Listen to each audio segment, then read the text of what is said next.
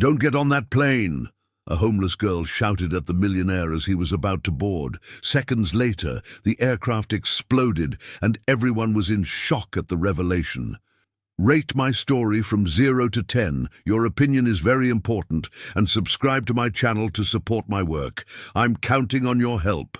The shout sliced through the muggy afternoon air in the historic town like a razor, echoing through the cobblestone streets at precisely 3 o'clock. The widowed millionaire, 52 years old, almost dropped his coffee cup as he stepped away from his luxury apartment window. It was always at the same time, always with the same desperate intensity. For 3 weeks straight, that sound had been coming from the brownstone across the street, a weathered 2-story building with peeling blue window frames that starkly contrasted the elegance of his modern high-rise. "Must be a kid throwing a tantrum," he muttered to himself, straightening his tie before returning to his work. As the owner of the largest construction company in the region, he was used to solving complex problems, but he preferred to stay away from other people's dramas, especially after 5 years of living alone since he lost his wife on a rainy night. He preferred not to remember. His net worth in dollars seemed endless, but all that money couldn't fill the void in his chest. Across the street, inside the brownstone, the 4-year-old orphaned girl huddled in the corner of the kitchen, her young age insufficient to understand why her aunt hated her so much. The 38-year-old woman firmly held a metal spoon that she had heated on the gas stove, her eyes red from alcohol, fixed on the girl, trembling before her. "You're a plague on this house," the alcoholic aunt hissed, her voice slurred from the booze she had been drinking since noon at the local bar, O'Malley's. "Because of you, my sister is gone. Because of you, I lost everything." The spoon came down hard on the child's small arm, leaving a red mark that would join the other scars that dotted her thin arms. The girl bit her lip to avoid screaming louder. She had learned that screams only enraged her aunt more, who had worked at City Hall until she was fired for constant absences caused by her addiction. The child closed her eyes and tried to remember her mother's gentle voice singing that lullaby before bed. It was all that remained of her now, fragments of memories and a melody that insisted on echoing in her mind during the most painful moments. "Stop whining!" the cruel aunt grunted, putting the spoon back in the drawer as if it were the most natural gesture in the world. "Go to your room, and I don't want to see you until tomorrow. And if you smear the walls again with that dirty charcoal, you'll see what real punishment is." The girl ran to the small room at the back of the house, a stuffy space with an old bed and a crucifix on the wall. There, she curled up in the thin sheet and began to hum her mother's lullaby softly, the only thing that still comforted her. She didn't know that, across the street, someone had finally paid attention to that melody. The businessman stopped reviewing the contracts when he heard the faint but distinct sound. He knew that song. His late wife used to sing it when she cooked, a folk song about free birds. But where was it coming from? He approached the window again, his eyes scanning the facade of the brownstone. One of the back windows was ajar, and from there came that childish voice, trembling but persistent. For the first time in 3 weeks, he felt something other than simple annoyance. There was something in that voice that touched a sensitive chord in his chest, something that reminded him of responsibilities long buried under layers of work and isolation. His investments in the stock market had multiplied his fortune in recent years, but no financial investment could buy the peace his soul sought. In the house next to the brownstone, the 61-year-old retired teacher was watering her begonias when she heard the girls singing. Unlike the millionaire, she could no longer ignore the signs. During her 40 years teaching in elementary school, she had developed a sixth sense for children in distress. And that voice carried a pain that made her heart ache.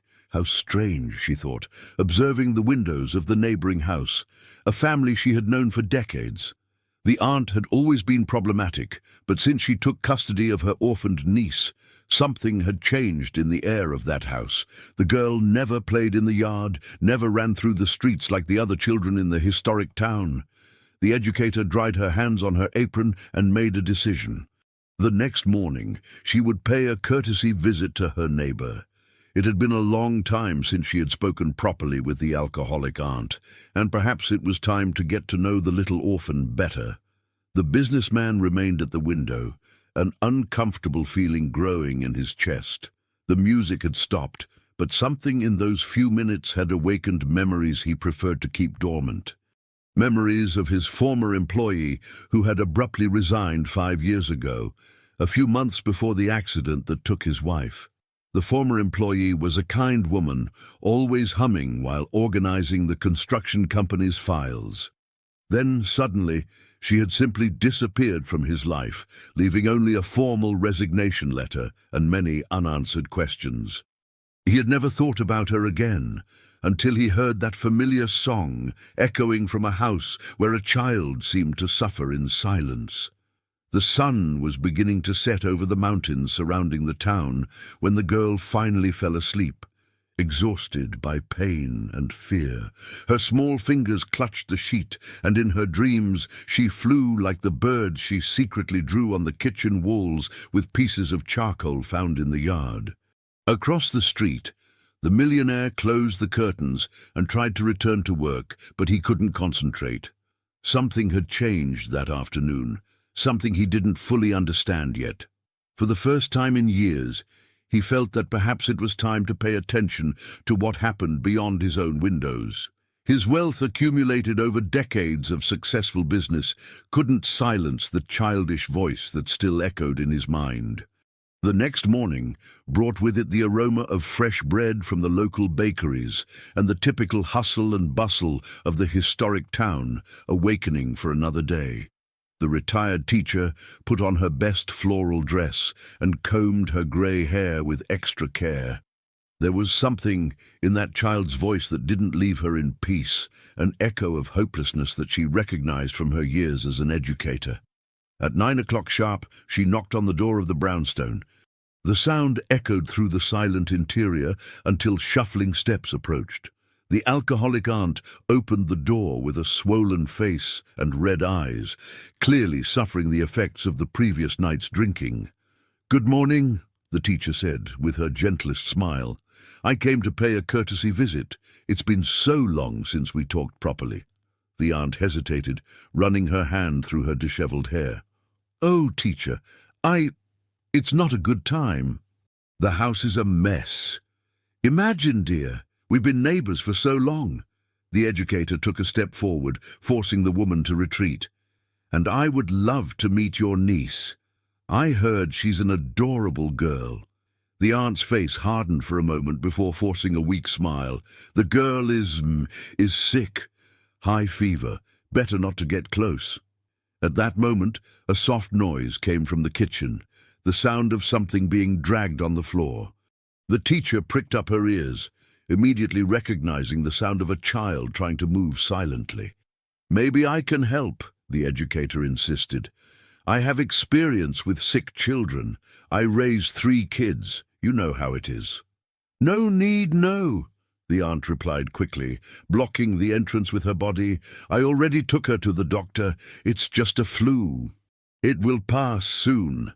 The teacher noticed the woman's nervous hands, the way she avoided eye contact, and especially the strong smell of alcohol that emanated from her, even though it was so early. All the signs she had learned to recognize during decades of dealing with troubled families. Across the street, the businessman watched the scene from his window while having breakfast. He had woken up earlier than usual, disturbed by confusing dreams where a child's voice mixed with memories of his former employee. When he saw the teacher at the door of the brownstone, a strange curiosity washed over him. The educator finally said goodbye to the aunt, but not without casting an investigative look into the interior of the house. There was something deeply wrong there, and her experience told her that a child was suffering. As she walked back to her house, she decided that she needed to find a way to verify her suspicions. Inside the brownstone, the aunt slammed the door shut, and went to the kitchen, where she found the orphaned girl crouched behind the table, trying to hide. The child had tried to reach a glass of water from the sink, but her height didn't allow it, and she had knocked over a chair in the process. "Didn't I tell you to stay in your room?" the cruel aunt snarled, her irritation intensified by the hangover and the unexpected visit. "I was thirsty, Aunt," the girl mumbled, her big eyes fixed on the floor. "Thirsty?" The woman laughed bitterly. "You want water? Then go get it in the yard. And since you like to make so much noise, you can stay out there until I decide you can come in." The child went out to the small backyard, a space surrounded by high walls and dominated by a single apple tree. There she sat on the dirt and began to draw with a piece of charcoal she had found near the stove. It was always birds, small, large, some flying, others perched on imaginary branches. Each stroke represented her dream of freedom, of flying away from that house where pain was her only constant companion. The hours passed slowly. The aunt had locked the back door, leaving the girl in the yard under the hot midday sun. The child began to feel dizzy, but she knew that knocking on the door would only result in more punishment. So she began to hum her mother's lullaby softly, the melody being her only source of comfort. It was this melody that reached the businessman's ears again. This time he couldn't ignore it. There was something too familiar in that voice, in that specific song. He picked up his cell phone and, almost without thinking, began to record. He didn't know exactly why, but an instinct told him that he might need that evidence. As he recorded, fragments of memories began to fit together in his mind. His former employee hummed that same song while she worked. The kind woman who had been an exemplary employee until she disappeared abruptly. The employee who always spoke fondly about her young daughter, a girl named... "It can't be," the millionaire muttered, the cell phone trembling in his hands. His former employee's daughter was named exactly like the child suffering in the house across the street. The realization hit him like a punch to the stomach. The child suffering in the house across the street was the daughter of his former employee, the kind woman who had worked for him for 3 years before simply disappearing. How had he not made this connection before? The businessman put his cell phone away and began to pace back and forth in his apartment. He vaguely remembered his former employee mentioning family problems, a sister she didn't get along with, financial difficulties. But he was so absorbed in his own problems at the time, the growing conflicts with his wife, the problems at the company, that he hadn't paid due attention. Now, 5 years later, his former employee's daughter was across the street, and from the sounds coming from that house, she wasn't in a good situation. The guilt he carried for the loss of his wife multiplied, now including the regret for not helping his employee when she clearly needed it. At 3 o'clock punctually, the screams started again. This time the millionaire didn't step away from the window. He watched with growing horror as through the kitchen window of the brownstone he saw a female silhouette moving aggressively. He picked up his cell phone again and began to record, this time with more determination. What he saw through the cell phone screen made him nauseous. The aunt was holding something in her hands. It seemed to be a kitchen utensil, and gesturing violently towards a small figure that he could barely distinguish. The child's screams echoed through the afternoon, and this time the businessman couldn't pretend they were just childish tantrums. When the silence returned, he remained at the window for a few more minutes, his heart pounding in his chest. He had just witnessed something that would change everything. His investments in Bitcoin and his investments in international funds meant nothing in the face of that suffering child. All his accumulated wealth seemed insignificant compared to the responsibility he now felt. The question now was, what would he do with this information? His controlling nature, which had always helped him in business, now paralyzed him in the face of a situation where he had no control. He knew he needed to act, but the same emotional inertia that had consumed him since his wife's departure prevented him from taking the first step. That night, The girl slept on the ground in the yard, where the aunt had left her as punishment for making too much noise during the afternoon. The child curled up in her own shirt and looked at the stars through the branches of the apple tree. In her 4-year-old mind, she made a silent wish to her mother, wherever she was, that someone, anyone, would take her away from that place of pain. Across the street, the businessman couldn't sleep, tormented by the certainty that he needed to act, but paralyzed by the same emotional cowardice that had haunted him since he lost everything that really mattered in his life. His profits and dividends seemed insignificant in the face of the suffering of that child who carried the blood of a woman he had failed to protect years ago. 3 days had passed since the businessman discovered the child's identity, and guilt consumed him like a slow fire. During those days, he had systematically documented the episodes of violence, always at 3 o'clock, always with the same methodical brutality. His collection of videos and audios grew, but his courage to act remained paralyzed by the same cowardice that had haunted him since the night he lost his wife. That Thursday morning, the retired teacher made a decision that would change everything. She had spent the night awake, tormented by the certainty that a child was suffering just a few yards from her house. Her 4 decades as an educator had taught her to recognize the signs, and they were all present in the neighboring brownstone. She decided to approach the situation differently. Instead of attempting another direct visit to the alcoholic aunt, she opted for a more subtle strategy. At 7 in the morning, she positioned herself in the side yard of her house, the location from where she had the best view of the backyard of the brownstone. What she saw horrified her. The orphaned girl was sitting under the apple tree, completely alone, wearing only a torn t-shirt and underwear. Her small arms were marked by evident burns, some still red and inflamed. The child was drawing in the dirt with a piece of charcoal, creating shapes that the teacher recognized as birds. "My God," the educator whispered, her hands trembling as she held the fence that separated the yards. It was worse than she imagined. Much worse. The girl looked up and saw the old lady watching her. For a moment the two stared at each other in silence. Then, to the teacher's surprise, the child smiled, a weak but genuine smile, and waved shyly. "Hi, Grandma," said the girl with her tiny voice, using the affectionate term she gave to all elderly ladies. "Hi, sweetheart," replied the teacher, struggling to keep her voice steady. "Are you okay?" The child glanced quickly at the windows of the house before answering. "I'm fine.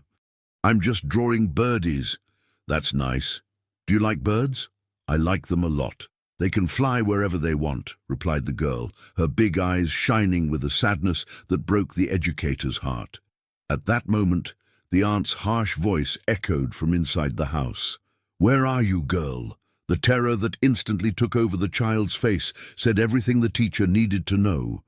The girl got up quickly, wiped her hands on her t-shirt and ran into the house, but not before looking once more at the educator with an expression that screamed for help.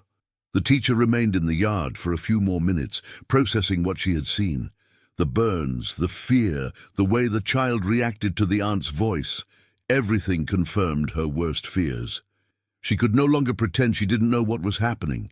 Across the street, the businessman had witnessed the entire interaction. Through his window, he could see the neighbor's yard partially, and the sight of the marks on the girl's arms made him sick. For the first time in 5 years, he felt genuine fury burning in his chest. His former employee had trusted him in some way, even if indirectly, even if he didn't know it at the time. She had left her daughter in the care of a family who lived in the same town where he lived. And now that child was being tortured while he watched from his comfortable window, paralyzed by his own cowardice. At 11 in the morning, the teacher made a courageous decision. She put on her best business attire, took a tray of homemade cookies that she had prepared as a pretext, and headed again to the brownstone. This time, she wouldn't take no for an answer. The aunt answered the door reluctantly, clearly irritated by the neighbor's insistence. "Teacher, I already told you it's not a good time." "Honey, I brought some cookies I made yesterday," the educator interrupted firmly, "and I insist on getting to know the little one better. As old neighbors, it's our duty to support each other." Before the aunt could protest, the teacher had already entered the house, using all the authority that decades of classroom had given her. The interior of the brownstone was dark and smelled of mold mixed with alcohol. Old and poorly maintained furniture occupied the living room, and there was a heavy atmosphere that made the air seem difficult to breathe. "The girl is sleeping," the aunt lied, blocking the way to the back of the house. "That's a shame." "Maybe another time then," said the teacher, but her experienced eyes had already catalogued several disturbing details. Dark stains on the kitchen floor that seemed to have been poorly cleaned, a metal spoon left on the stove, and especially small charcoal drawings on the walls that had clearly been made by a child. At that moment, a low sound came from the direction of the kitchen, a muffled sob, almost imperceptible. The teacher and the aunt froze. The silence that followed was tense and revealing. "Must be the neighbor's cat," said the aunt quickly, but her voice trembled slightly. The educator smiled and nodded, but had decided she had seen enough. "Well, I'll let you rest then. But remember that I'm always here next door if you need anything at all." The teacher's tone made it clear that it wasn't just a casual offer of help. It was a subtle but direct warning. After the educator left, the aunt slammed the door shut and went to the kitchen, where she found the girl huddled behind the gas stove, trying to hide. The child had cried when she heard the teacher's gentle voice, remembering the kindness she had once known. "You were making noise!" accused the cruel aunt, her eyes already shining with familiar fury. "No, aunt, I didn't make noise," protested the girl, but her small voice sounded weak even to her. The aunt took the metal spoon that was on the stove and placed it directly on the flame. The child recognized the ritual and began to tremble. She knew what was coming next. "You want to get attention, don't you?" the woman hissed as the spoon heated up. "Want the neighbors to come here asking questions? Think I don't know how to take care of you?" Across the street, the businessman had positioned his cell phone at the window and was recording again. This time, he managed to capture not only the sounds, but also partial images through the kitchen window. What he saw made him make a decision that would change everything. He could no longer be just a silent observer. His former employee had been a good person, a dedicated employee who always spoke of her daughter with love. That child was his responsibility now, whether he wanted it or not. All his capital accumulated in investments and financial assets was worth nothing if he couldn't protect an innocent child. As the girl suffered another episode of systematic torture, the millionaire made a call he hadn't made in months. He called his personal lawyer and old college friend. "I need your help with a delicate situation," he said, watching through the window as the child's screams echoed through the afternoon. "It's about a child. And I think it might be a matter of life." His voice trembled in a way the lawyer had never heard before. The businessman had always been controlled, cold in business decisions. But now there was something different, a desperate urgency that worried the man on the other end of the line. "Tell me everything," said the lawyer, realizing that something extraordinary was happening. "Remember the employee who worked here at the construction company? The one who always sang? She left suddenly 5 years ago." "I remember. What about her?" "Her daughter is being mistreated, severely mistreated, and I have evidence." The silence on the other end of the line was followed by a heavy breath. "This is very serious. Where is she?" "In the house across the street from mine, with an aunt who tortures her daily. I have videos, audios. I need to get that child out of there." "I'll be there in an hour," replied the lawyer without hesitation. "Don't do anything until I get there." That night, after the aunt fell asleep drunk on the living room sofa, the girl managed to slip silently into the yard. Her new burns stung, but the physical pain was less than the pain in her heart. She sat under the apple tree and looked at the stars, humming her mother's lullaby softly. What she didn't know was that, for the first time in months, someone was truly paying attention to her suffering. And that, in the coming days, her life would change in ways she couldn't even imagine. Across the street, the businessman watched the small silhouette in the yard, his fortune in gold and investments seeming completely insignificant in the face of the responsibility he had finally found the courage to assume. The lawyer arrived at the businessman's apartment on Friday morning with a grave look on his face. The two men had been colleagues at the university almost 3 decades ago, and the lawyer knew well the emotional isolation that his friend had built after the loss of his wife.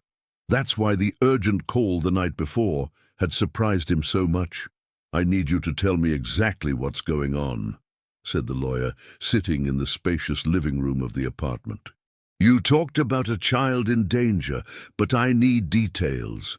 The businessman poured coffee and stood near the window, the place that had become his obsession in recent days. "The girl who lives in the house across the street is the daughter of a former employee of mine. She's being mistreated by the aunt who takes care of her." "Mistreated how?" asked the lawyer, taking a notepad out of his briefcase. "Burns, daily screams, neglect." The millionaire paused, struggling with the words. "I have recordings, evidence of what's happening." The lawyer was silent for a moment, processing the information. "This is very serious. If you have evidence of child abuse, you need to contact the authorities immediately." "I know," replied the businessman, running his hands over his face. "But there's something else. My former employee worked for me for 3 years. She left abruptly in 2019, a few months before my wife's accident.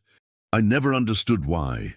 But now you feel responsible," completed the lawyer, understanding the emotional complexity of the situation. The millionaire nodded. "If I had paid more attention at the time, maybe I could have helped. Maybe she wouldn't have had to leave her daughter with that woman." At that moment, the familiar sound of screams echoed from the house across the street, even though it was only 9 in the morning. Both men turned to the window, and the lawyer could see the look of anguish on his friend's face. "This happens every day?" he asked, horrified.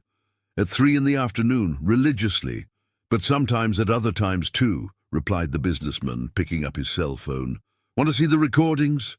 The lawyer watched the videos in growing silence, his face paling with each scene. As a lawyer specializing in family law, he had seen many cases of child abuse, but something in the systematization of that violence disturbed him deeply. "We can't wait any longer. I need you to give me all these recordings right now. I'm going to contact Child Protective Services and the district attorney. That child needs to be removed from that house immediately."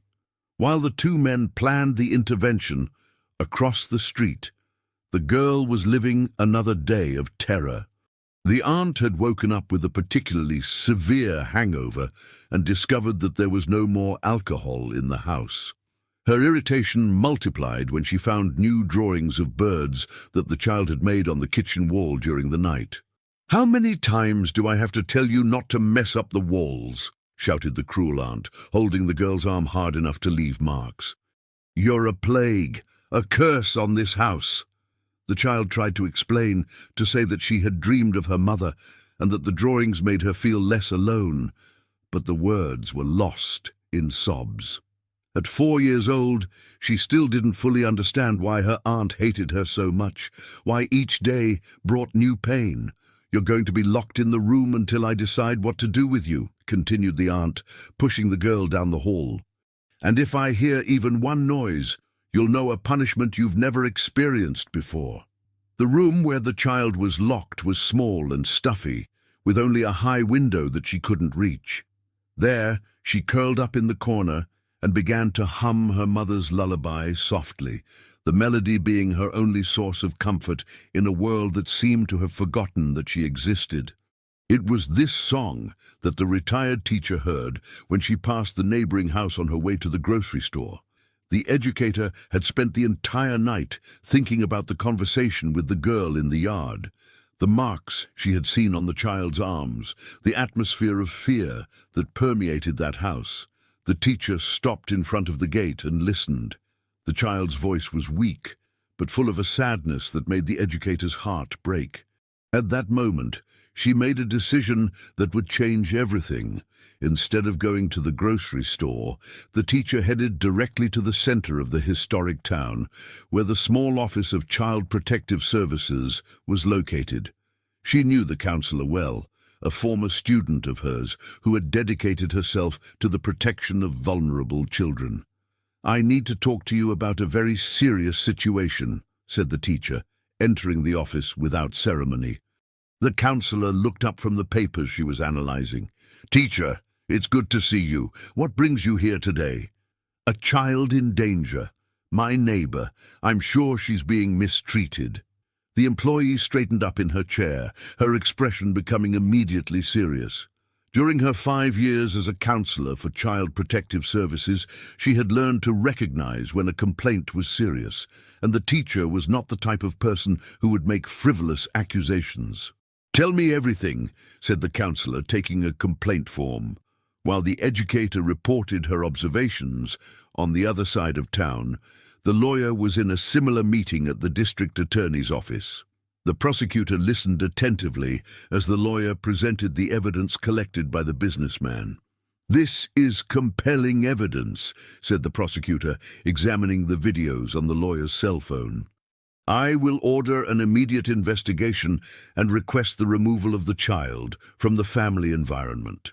"How long will that take?" asked the lawyer, worried. "With this evidence, we can act today," replied the prosecutor. "I'll contact Child Protective Services now."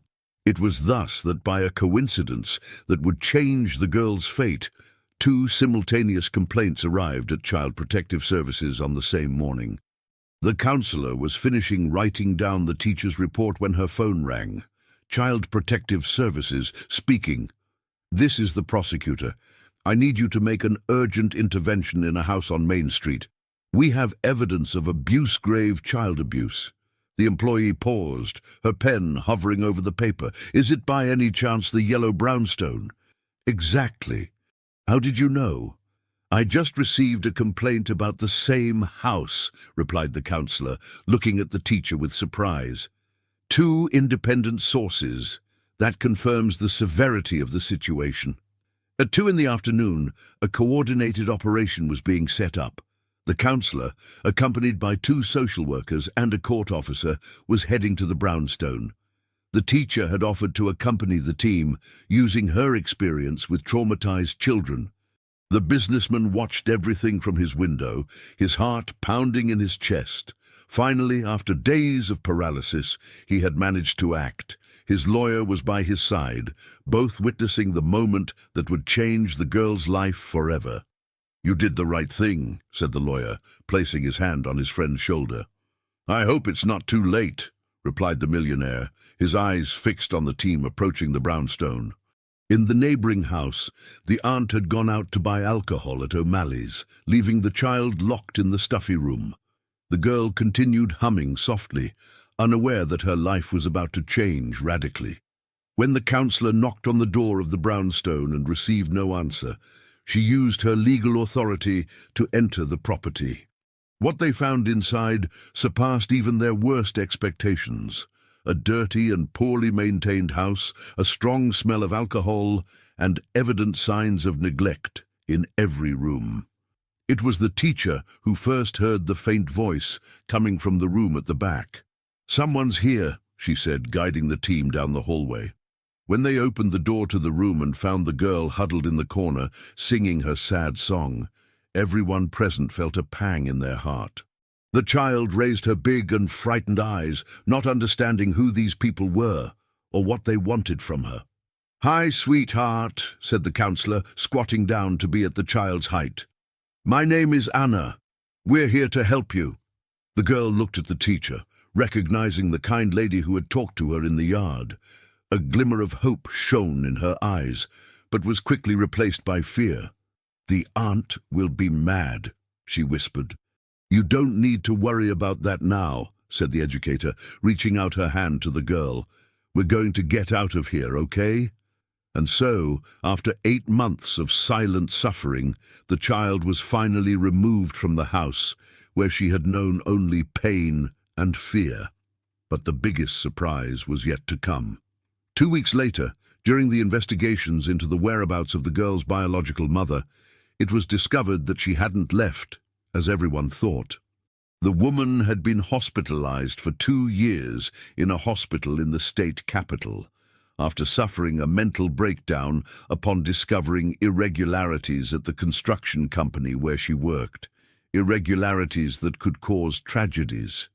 When the businessman heard the news, his guilt turned into determination. Using part of his fortune, he paid for the woman's specialized treatment, and after months of therapy, she recovered completely. The reunion between mother and daughter was the most emotional moment the historic town had ever witnessed.